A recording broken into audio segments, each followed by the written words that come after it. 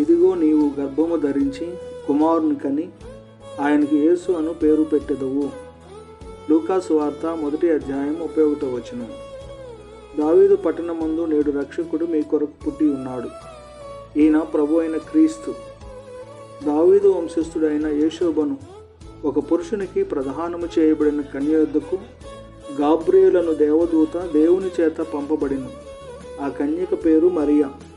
ఆ దూత లోపలికి వచ్చి ఆమెను చూచి, దయాప్రాప్తురాలా, నీకు శుభము, ప్రభువు నీకు తోడై ఉన్నాడు అని చెప్పాను. దేవుడు మానవ శరీరమును ధరించుకొని కన్యమరియా గర్భమందు రక్షకుడిగా జన్మించెను. ఆయన తన ప్రజలకు దర్శనమిచ్చి వారికి విమోచన కలుగజేసెను.